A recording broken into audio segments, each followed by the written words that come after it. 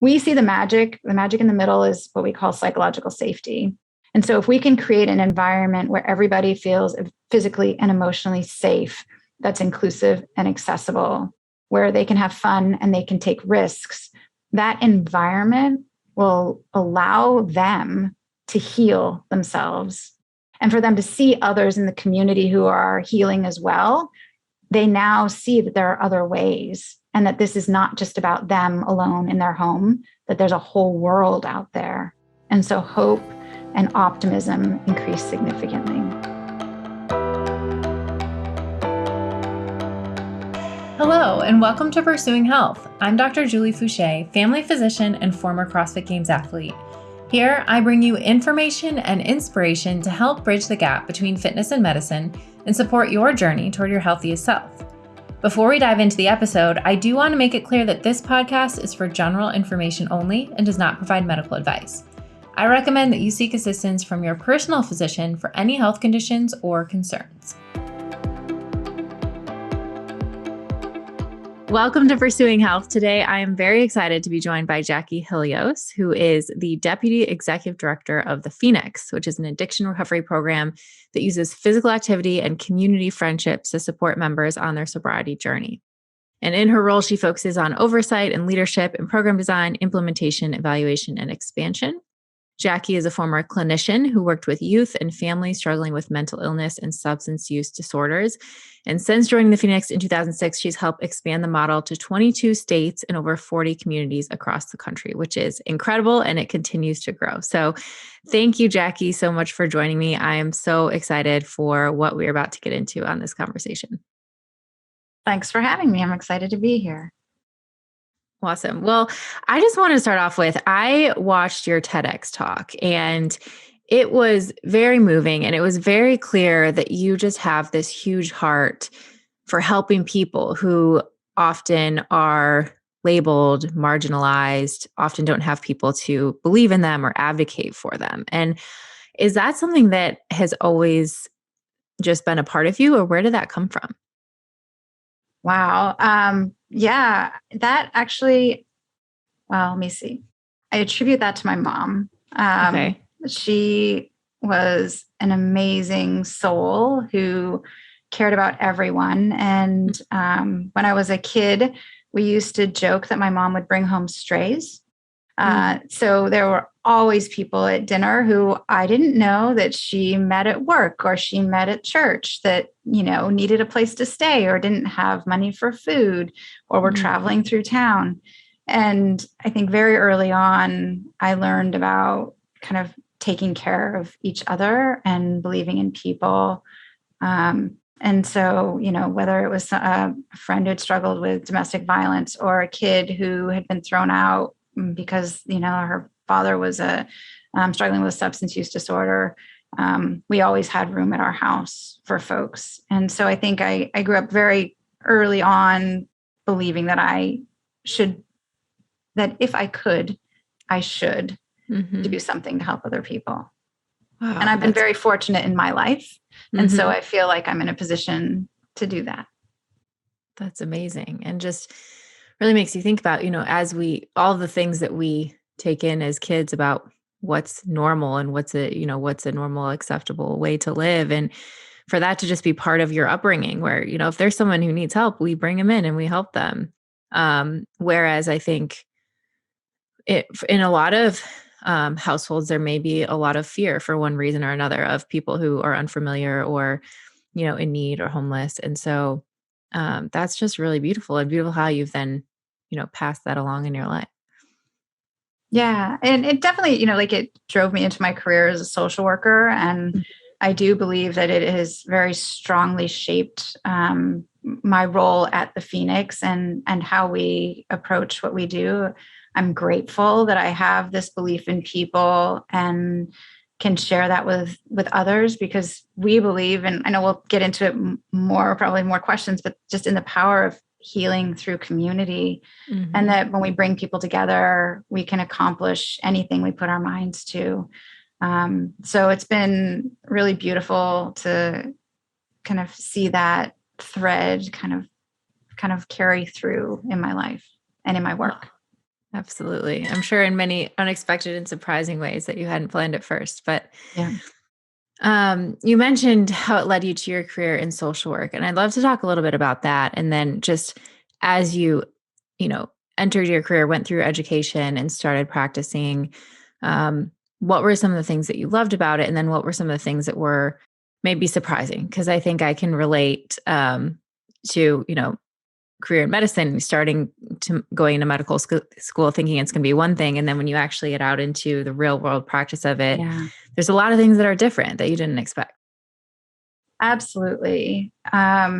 It's been an interesting journey. I am so grateful that I landed in social work as a profession because I think the way you learn to think in an ecological manner and not kind of seeing one person at fault or one thing is the problem, but that usually it's the dynamics and the interplay between many different factors that kind of create a situation or drive an outcome.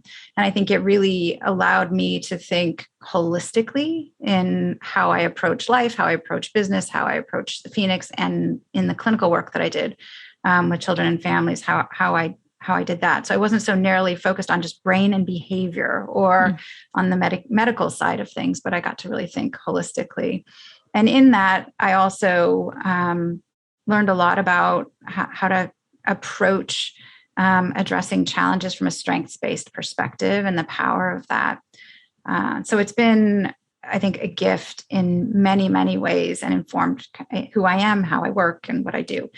I think the challenges I see kind of within social work and within, whether it's social services generally in our society, is that there's very clear roles that people play, and there's a bit of an indoctrination into the culture of your agency. So if you're part of a school system, you think a particular way. If you're part of justice system, you think a particular way. Mm-hmm. And diagnosis is a perfect example. When we would partner in the mental health program I worked with folks who are in the justice system, oftentimes we see kids who are diagnosed with oppositional defiant disorder or conduct disorder, when really, when you dig deep, it was about trauma and about kind of their economic situation and the challenges they had with their parents who were struggling with a substance use disorder or was gang involved or in prison.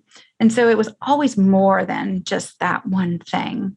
And so I think, social work prepared me to think ecologically. Getting out in the work world, I started to realize that even though people thought they were on the same team, oftentimes they weren't, and that they also weren't speaking the same language.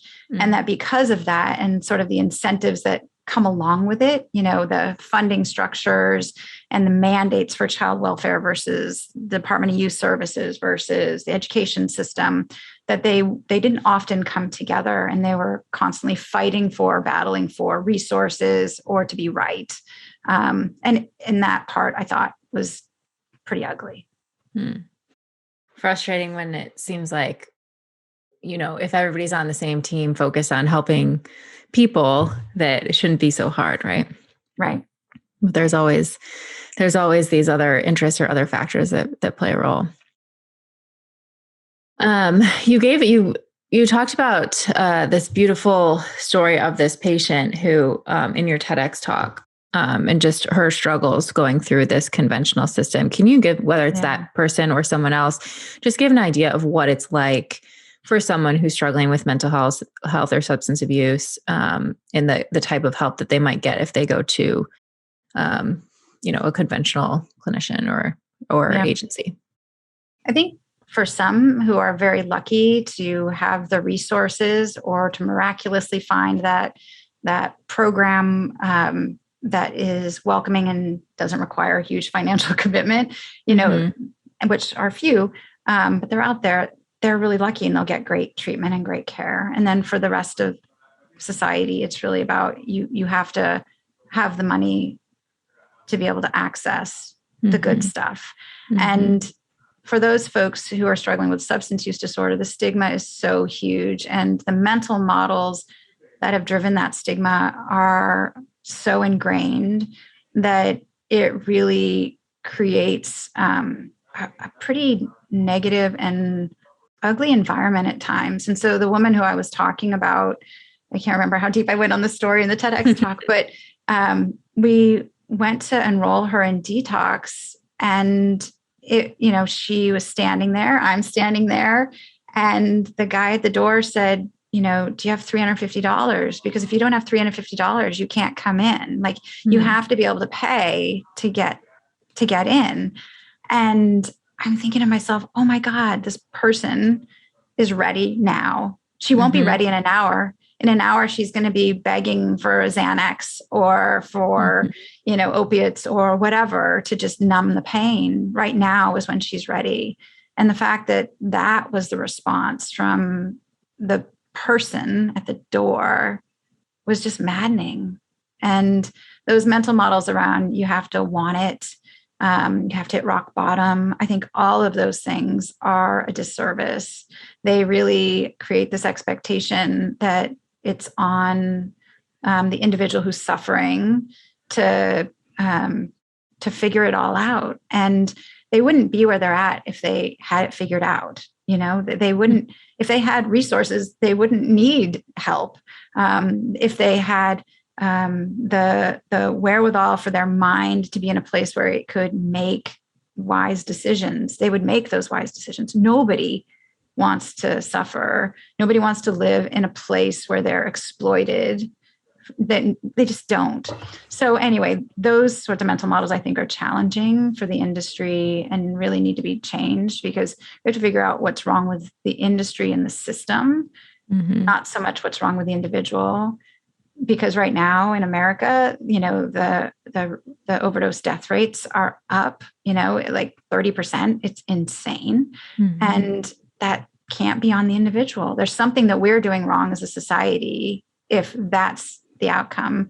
And with substance use being tied so directly to pain, like that reflects our society, that we live in a society that is saying you don't deserve help and pain is part of normalcy. And if you can't figure out how to pull yourself up, that's your problem, when in fact, maybe it's society's problem. And, all the stuff we have going on around equity and inclusion is just further evidence that we live in a society that isn't ready to deal with the fact that we are perpetrating pain on people and we're creating the mess. Oh, wow. So much there. Sorry. So much there. And that's it's so true and so beautiful. It's like, what are the underlying societal factors that are contributing to this problem? And as we've, seen even with COVID, with the pandemic, with all of these things that are even exacerbating and maybe shining a light on how big of a problem they are. I think it's also something about a lot of these,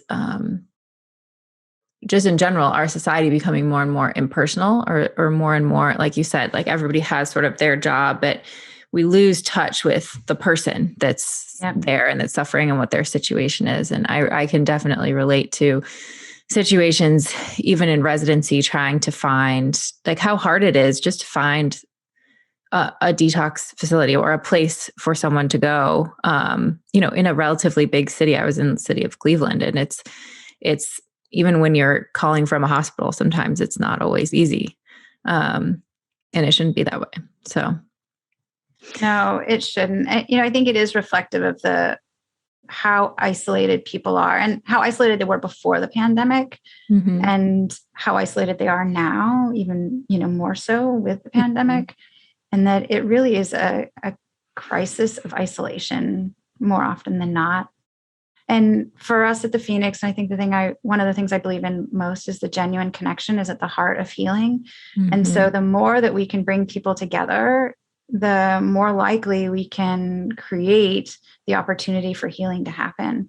But alone in your bedroom or in your house, locked up in the dark, it's very hard.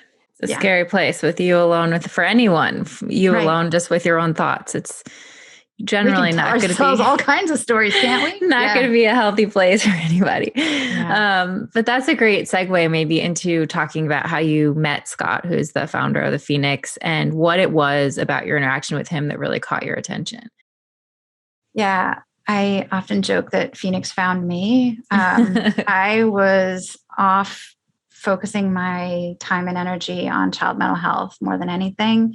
And I had been working as a social worker, decided I was going to go back to graduate school and kind of go into the research side of social work and try and figure out how to improve outcomes for children and families. And at that same time, I met Scott and we were climbing partners. We started rock climbing together and then eventually ice climbing together. And as we kind of got to know one another out kind of adventuring, he shared his story about being a person in recovery. He knew my story being, a clinician, and he just started talking about some ideas he had. And at that time, again, I was so committed to going back to school. I'm like, you should go do that. That sounds fantastic. In fact, it's a no-brainer. You have to go do it. Now go do it. And I'll be your cheerleader. I'll be your cheerleader. Exactly. And so he went off to Colorado and I was at Boston College working on my degree, and we just kept talking. There was the mission statement, and then there was the how we were going to do this. And I would go and I'd do the lit review, and then I'd use it as a paper, and then I would help him kind of figure out how we can shape the model for the Phoenix. And it just kept going back and forth like that. And eventually I went out to Colorado, actually helped launch the programming out there. And then that was it. I stayed. I went back, finished my PhD, decided not to pursue academia, and instead ended up really leading the business side of the organization to where it is today. That's amazing. Well, what was it? I mean, that had to have been a little bit of a scary decision. You just finished your PhD. You had this sort of plan to go into academia. What was it about the Phoenix that really kind of pulled at your heart and said, no, this is the path I need to take. I believe in this. Yeah, I think in the early days, I was very intellectualizing kind of the model. I had the theory and I had these ideas that I thought would be true. And then as we actually saw the magic unfold and people's lives were transformed, and we were collecting data from day one, and we started seeing that actually relapse rates were very low. Across time, we've sustained right around an 85% sobriety rate at 3 and 6 months, which, is pretty good. And do you have stats on what like a general population you would expect or no? Yeah. I mean, it's messy that, there's not a lot of transparency from treatment organizations. There are about 24 million people in America who are living in sobriety. How they got there is very different because only about 10% of people actually access treatment. The only stats that are really out there are treatment-based stats. And those show that on average, the vast majority, or somewhere between 40 and 70% of people relapse within the first year. And that most of those people who relapse actually relapse within the first 2 weeks of leaving treatment.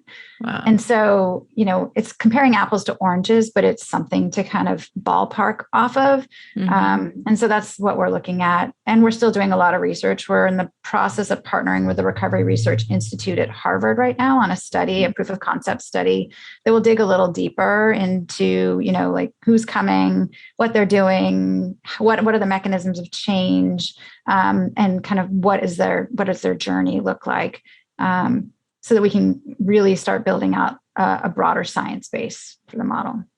Got it. And sorry, let's back up. So you said it started to be the magic of what the Phoenix is that really captivated you. What is the magic? Can you tell us about how it works and how these people's lives are being transformed?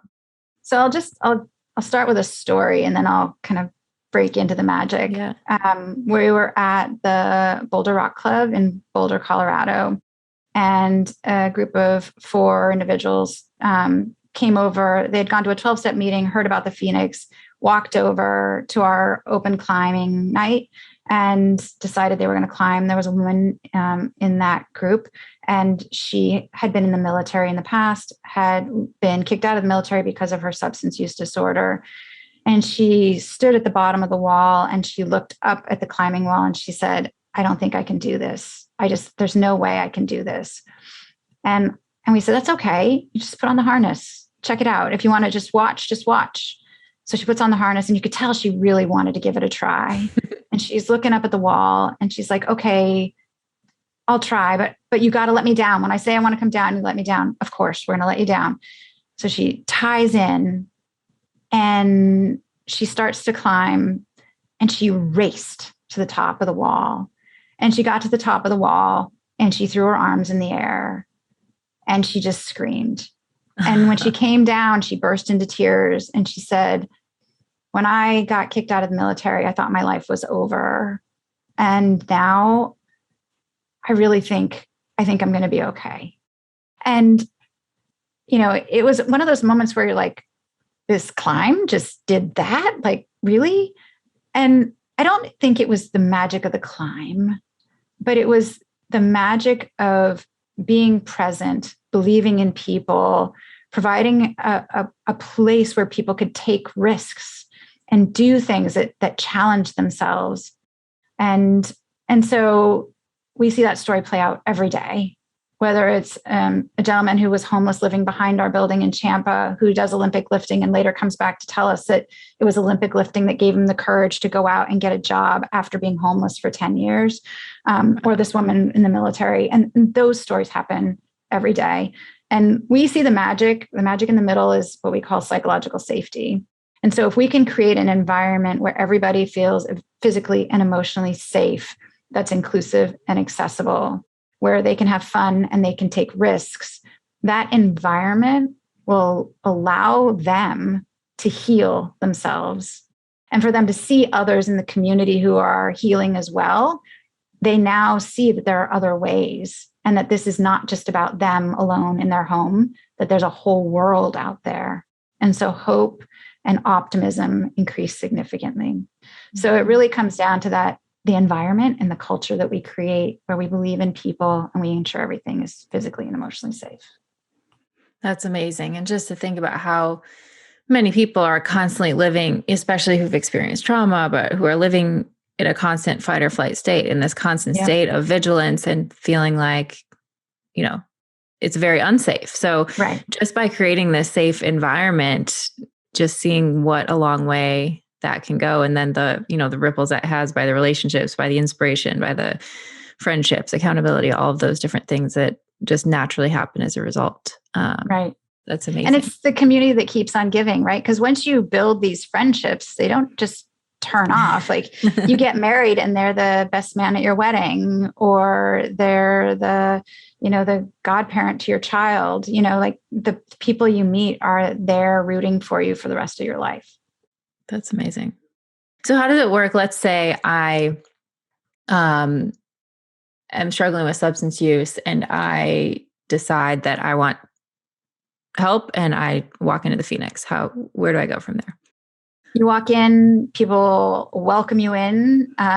If you're here at our Boston site, that might be Dina. And she's at the door with a smile saying, "Hey, sister, come on in." And she welcomes you in and we get you signed up real quick. It's super easy. We have an app now. So if you want to share, like people can go and download this app and you can just join the Phoenix within, I think it's like 2 clicks. It takes very little to actually become a member of the Phoenix, and It's free. So you walk in, you sign up, and then we get you going. We get you into the activity. We want to minimize the amount of barriers so that when people are ready to connect, we're there and ready and willing and able.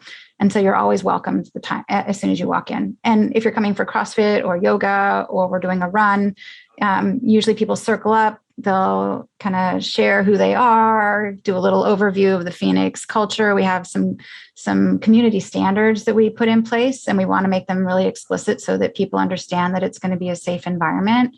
Mm-hmm. And so, even some small things we try to pay attention to, when people have struggled with trauma, really loud noises, swearing, some of those things that are really dramatic can be really intimidating. So we just try to talk about some of that stuff so that, again, we're creating this environment where everybody feels safe. Sometimes there's an icebreaker. People want to loosen you up a little bit, but then we just get into the workout, or we get onto the wall and we just start doing. And it's in those moments where you start to build those relationships. And so it's not about coming in and having to talk. It's really just come in and do, and the rest will happen because you'll have the relationship. And when it's the right time to talk, you'll talk. Mm-hmm. That's amazing. So I know you have CrossFit classes and have worked with CrossFit, and you mentioned yoga and climbing. What are some of the other activities? Are these things that are happening, all day? Are there certain classes, or how is it all organized? Yeah, it's really pretty cool when you think about our evolution. We started in Boulder, Colorado with adventure sports and endurance sports. So hiking, climbing, running, marathons, triathlons. That's how we launched. And then we scaled into urban settings and we added gym-based sports. So that's the CrossFit and the yoga and meditation and boxing.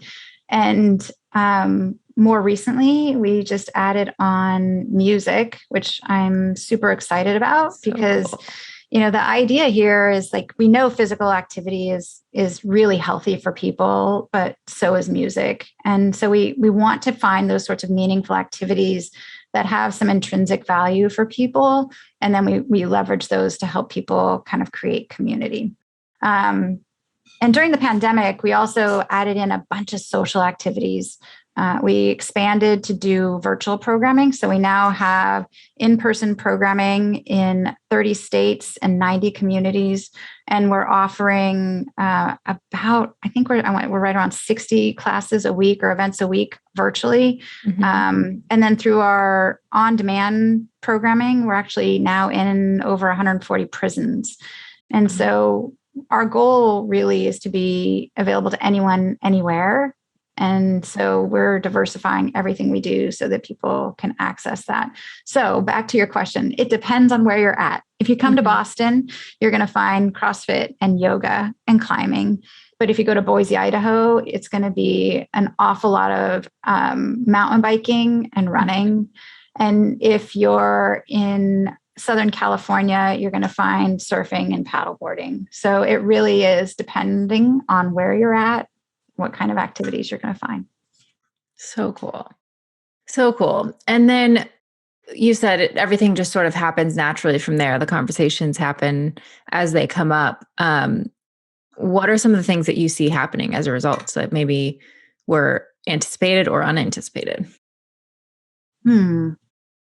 I think what we hear from our members more often than not is that they find family. And it's not the family they came from, but the family they wanted, where because it's safe, they can be who they are and they feel loved, which makes them want to come back. And so that's what we hoped we'd create. And I think it's reassuring to know that that's what's happening. I think some of the things we didn't anticipate was how much people loved this and how much they wanted it. And while I thought it was a no-brainer, there's actually thousands of other people who thought it was a no-brainer too. And, I'm proud of our outcomes, but the proof is actually in the poll, right? We've served almost 80,000 people since we launched in right around 2007. And we are ramping up to reach 1 million people by 2025. And not only are we across the US, but we're actually global now. We have programs happening in Canada, in India, in Ireland. We're about to launch some programming in the UK and Australia. We can't stop this thing. And I didn't know that was going to happen. That it was going to be such a force. Yeah. That's amazing. Well, it is amazing just, coming from the CrossFit community and CrossFit world. It's these things that maybe weren't necessarily anticipated from CrossFit either, that it started as this way to work out and this fitness methodology. But what really made it take off was the community. It was the things that happened naturally by getting people together and doing things that push them outside their comfort zone and maybe allowed them to do things they didn't think they could do, and overcoming obstacles and gaining confidence. I think we see that, for so many different types of people who walk in the doors of a CrossFit affiliate, but to know that there's a place that has such a low barrier to entry. I think that's one of the things we struggle with in CrossFit so much, is that it's expensive. it's all relative, but it's not free. And so there is a barrier to entry there. And there's also this intimidation factor, which is big.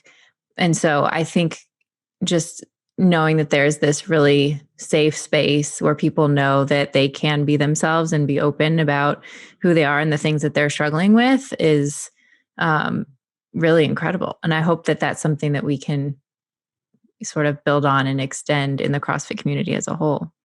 Well, and I would actually say YAR, like the CrossFit community is one of the beautiful things about the CrossFit community is that it's always been, philanthropic and committed to giving back to their community, and fundraisers have happened in CrossFit gyms, I think, since the beginning of time. And, for us, we're probably, I don't want to misquote this, but I think how many gyms are we in now across? I have to look it up. I want to say 80, but I'm not sure. So we have been met with a lot of love from the CrossFit world, and people have opened their doors. And so what is an expensive and kind of probably a lucrative business for some, it's still hard business to make money, but it's lucrative. They've opened their doors for free for Phoenix. And so we have gyms across the country and in Canada who are opening their gyms to us an hour a week, sometimes several hours a week. They're allowing their instructors to teach the courses sometimes, and they're offering it for free. And so I think that's amazing. Yeah. I mean, CrossFit, the CrossFit community is on the front of this, really taking on this challenge, and it's to be commended. Yes, it is amazing. It's good. It attracts good people, and it allows people to get together and be themselves, and good things come from that, I think. Absolutely. That's really amazing. So those classes, are those then partnered with Phoenix locations that you have, or part of the sort of virtual program that people can drop into, or how does that work? Yeah. So Phoenix happens, we have a couple of brick and mortars where we run our own programming in our own gyms. The vast majority of our programming happens out in the community in borrowed spaces. So we have been networking within the CrossFit community, identifying different gyms. I think one of the very first gyms we partnered with was Fearless Athletics in Philly. And they opened their doors and said, of course, we'll run some free programming here for the Phoenix. And at various points, we've had multiple programs running out of their facility, including yoga. And so, I'm sorry, I don't remember the actual question you asked, but it's been a really wild ride with CrossFit. And I just think that it's going to allow us to actually scale worldwide, because there's CrossFit everywhere. That's so true. Yeah. Oh, that's cool. So a lot of the locations are sort of, say I live in Lexington, Kentucky. And so this is sort of a group, but sometimes we meet and do yoga. Sometimes we meet and go to a CrossFit gym. Sometimes we go hiking or climbing or whatever. Exactly. That's amazing. And the vast majority of our instructors are volunteers. So in our brick and mortar locations, we'll have more paid staff because we just need to activate the space more consistently. But what we're doing is we're actually recruiting, training, and supporting volunteers around the country who raise their hand and say, I want to do programming. And so it could be a gym owner and an instructor who raise their hands in Kentucky and say, hey, we'd like to offer an hour of free programming a week. We train them and provide support, and we do all the calendar postings, and we do some marketing and help people find them. And then they do the work. That's great. And how are the groups run or structured? From the people that I've met so far, it seems like a lot of people who become members of the Phoenix then go on to become coaches or coordinators or become involved. So it's very much like, when you walk in, everyone you're going to encounter understands your situation. Yeah. I mean, the vast majority of our instructors, our volunteer instructors, come from our member base, but not all. But everybody goes through a process where, they're expected to attend some programming so they know what it's like. They go through the Mm-hmm. training. It really is by showing up and being a member that you really understand the magic of Phoenix and how powerful it is. And so we really encourage people to be members and be volunteers, because that's where, that magic happens, when they can share what worked for them with other people. Absolutely. And then let's say someone is a member and they are looking for resources, whether it's mental health resources or counseling or anything. How does that happen? Is it sort of just conversations, or are there referral networks, or how do people find different resources that they may need? Yeah, it's primarily informal. There are also some formal opportunities. So in a place like Boston, where we have this beautiful facility, we're able to partner with a lot of treatment centers and other recovery organizations. So they'll come in and actually do climbing privately for their clients, or we'll go to their facilities and do a yoga class. Those opportunities allow us to build relationships with treatment providers. And so when somebody's struggling, we're able to say, hey, Joe, why don't you check out, this treatment center over here? They've done some really great work, and, you can trust them. And I think too, when you talked about how hard it is as an ER doc, being able to get somebody into treatment, this allows us to pick up the phone and say, hey, we've got this member who really needs to get in. Can you help them? And they're like, oh yeah. Like, well, we don't have an opening, but my friend over here has an opening. We'll get him in over there. Like, people will go the extra mile when you have that genuine connection. And they also have seen the benefit for their clients being a part of Phoenix. So they want to kind of partner with us. So that's more of the, I would say, formal way. Like, our staff and our volunteers know who those organizations are and those people. But the vast majority happens just through our members. They become friends with one another. They share what 12-step meetings are really good, what churches are really welcoming, what treatment centers were really helpful, and which ones weren't. And so, it's we don't have to have a Yelp technology to share that kind of information. It happens naturally in our community. That's amazing. That's amazing. And so much, I also just love like you said, creating this safe space, but also just the model of people helping each other who've already walked the path or who are on the path, helping each other. I think it's so much more powerful and effective than help coming from someone who hasn't been there themselves, oftentimes.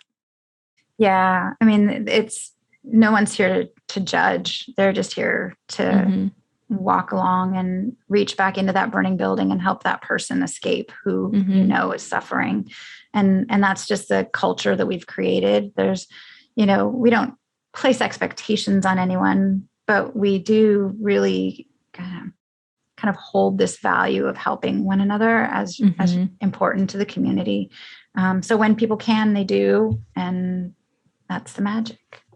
It's amazing. What do you think is the biggest barrier to getting more people just to walk through the doors? I think there's an assumption that treatment is the way, and that we need more treatment beds. We need more medication-assisted services. Like, all of that is true, but there's a lot of people who get sober. And frankly, if we could keep them there, if we could keep them in recovery, there'd be a lot less need for some of those other services. And so I think that by kind of just focusing on kind of those formal treatments, we're missing out on that opportunity to keep people there who have already kind of started on the path. And so that's one. I would just say it's, people aren't investing as much in recovery as they are in the treatment side of things. I think the other thing that's really challenging is the stigma. We talk about the door to walk into a Phoenix is like a 5,000-pound door, because people have been met with so many kind of times when they've been judged or shamed or, told that they hadn't hit that rock bottom yet, that it's scary to walk in the door. And so some people don't. There's a woman I knew back in Boulder in the early days who drove past the climbing gym 5 weeks in a row before she had the courage to just walk in. And so it really is like trying to get the awareness out there that it's safe, it's free, and that everyone will be welcomed is what we're trying to do. Because if we can get people to walk in the door, we know they'll find what they need here. And if that's a pathway to treatment, then fantastic. If it's a pathway to 12-step, fantastic. If it's just Phoenix by itself, that's fantastic too, because everybody needs what everybody needs and it's different. That's amazing. That's always the challenge, right? It's always the first step is the hardest step. Yeah. Wow. Well, anything else that you'd like to share about just experiences that you've seen, ways that people's lives have been changed from being a Phoenix member? I think that it's, it may be a bit repetitive, but you can't overstate the power of giving back. When people are struggling, they hate themselves, they feel weak, they feel broken. And when they can help someone else, there's a sense of meaning that you start to see that ember grow within someone. And so I think the more that we can believe in people and very quickly, somebody who's got 48 hours can be greeting somebody at the door. Everybody has a role to play. And the more that we can let people play those roles, the more likely they are to come back and stick with it. Yeah. I love that. So true. Just having more meaning or purpose and being able to give in any way gives you that. And also having that environment where it's not like you're walking into a treatment facility or someplace where you are the patient, like you are a person and you're walking in to have fun and get to know people who, and build friendships. Yeah. And do fun workouts or activities or whatever it might be. Yeah. I think sometimes people just think that Phoenix must not really have value because it's just a bunch of people having fun. And that somehow it's about kind of the hard work that you have to do in treatment that matters most. But this as an athlete and a doctor, like if you don't sleep, you don't recover. And same thing here. If you don't laugh and have fun and have hope, doing the work is just that much harder. So I think it's really important to have that reprieve. That's beautiful.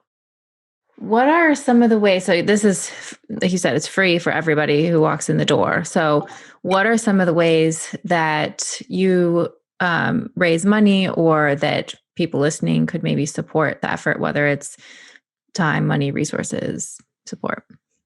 That's one of my favorite questions. So you can go to thephoenix.org and just click donate. The donate button is right there. You can also click on volunteer now. And those are the two best ways to get involved. Because Phoenix is trying to scale quickly and we're really investing in our volunteer strategy to do that. It's going to take us all. And so we'd like to recruit and have about 10,000 volunteers in the next 2 years. So we've got a goal this year of 2,000. We'd like to exceed that goal because if we can get 2,000 new volunteers, that equates to potentially 2,000 new programs. And if you imagine, if each one of those can serve at minimum like 150 people, like the numbers start to magnify. So volunteering is huge. And I want to just say too, as the Phoenix has grown and expanded, we have learned a lot about what makes for kind of a meaningful experience for a volunteer and kind of what is needed from a volunteer. And it doesn't have to be someone who's in recovery. I'm not a person in recovery. I came to this work as a clinician first, but I am a person who's been significantly impacted. My mother struggled with alcoholism. I've got other family members who have struggled with alcohol and drugs, some who are challenged today. And so you don't have to be in recovery. I think, some of the most meaningful community leaders that we've had have been folks who just brought love and respect and care. So it's how you show up, and that matters most. So you don't have to be in recovery. Go. You can click volunteer now, get trained, and volunteer. So if you want to lead a run in Washington, D.C., or you want to do a hike in the White Mountains, or you want to do some music in Louisiana, go click volunteer now, and we'll help you figure out how to do that. That's amazing. And do you have to, if there's no location near where you live, can you still volunteer? Are there ways to do it virtually?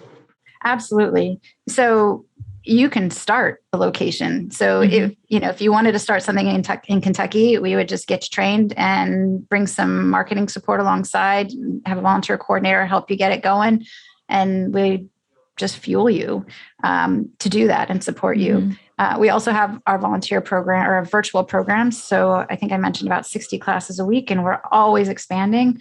We have this vision of having, sort of like a yoga channel where yoga is happening all day. Our CrossFit channel where it's happening all day, music all day. Right now, it's just a spattering of different programs happening with some socials and some book clubs and game nights and all kinds of things. So there's a low barrier here for volunteering. You could be someone like a CrossFit coach who has a level 2 or 3 or whatever, do specialized kind of programming. That's cool. You can also be somebody who has no certs, lead a game night, or be a person who's a second on an event who's there to support, because we need those additional people who are just keeping eyes on and making sure that people feel welcomed and having fun. So we need everybody. That's amazing. Well, I'm going to say right here on the podcast that I'm going to commit to clicking that button and signing up as a volunteer. I don't know in what capacity, but, and I would love to see, I was looking on the map earlier today and notice it doesn't look like there's any locations in Kentucky. And there's obviously a huge need, especially in Eastern Kentucky, which I was lucky to visit this summer. And so I would love to see what I can do to make that happen. So anyone listening, who also has a passion for Kentucky, reach out to me. We'll make it happen.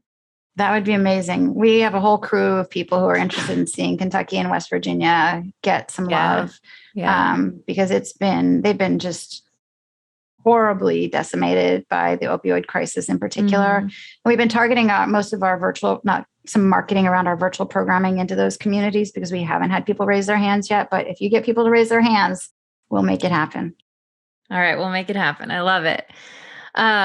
Cool. Well, I wanted to wrap up with 3 questions I ask everybody at the end of the podcast. So the first one is, what are the 3 things that you do, Jacki, on a regular basis that have the biggest positive impact on your health? I think the first one is I play with my kid. Yeah. I have the best kid in the world and she makes me smile. And I just look forward to playing with her every day. That's amazing. How old is she?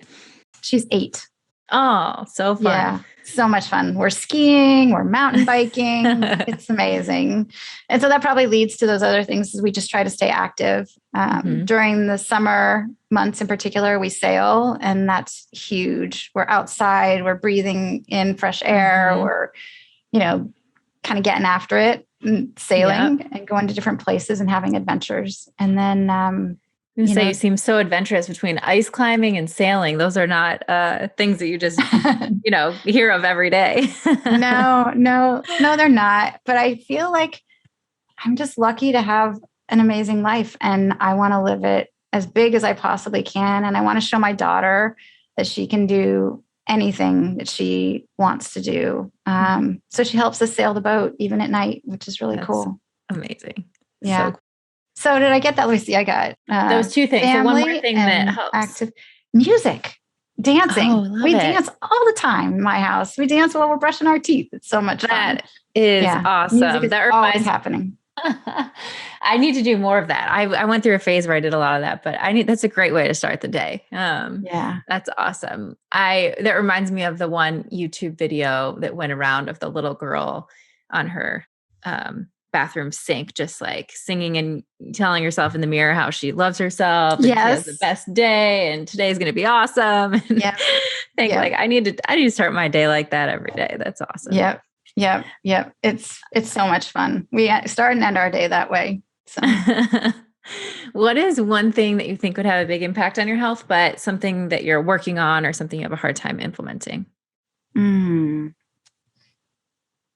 I would say just daily exercise. We're big adventurers, but I get pretty kind of like sucked into the work. I'm so passionate about it that my head gets spinning and I start doing instead of taking some time out for myself. So I'd love to be a bit more consistent in my running and my climbing and that sort of thing.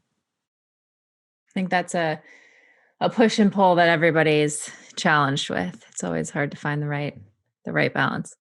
Yeah. Last question is, what does a healthy life look like to you? A healthy life is connected with other people because meaning happens in connection. It's being out and doing. I have this sort of mental kind of mantra to myself that's just go, so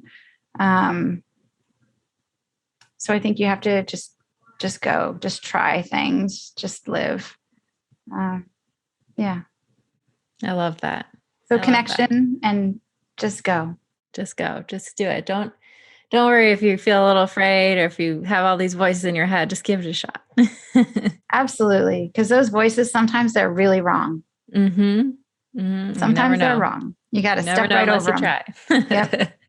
Yeah. Amazing. Well, I have enjoyed this so much, Jacki. Thank you so much for taking the time out of your day and just sharing your heart and your passion for all this work. It is incredible to see. And I'm excited to see where you are, a few years from now with your 10,000 volunteers and locations all over the world. And I'm excited to be more involved and volunteer. And so I'll report back on how that goes to everybody. That's awesome. I can't wait for all those things to happen too. And for Kentucky to come online. Yes. Yes. Let's make it happen. All right. Thank you so much. Thank you, Jacki.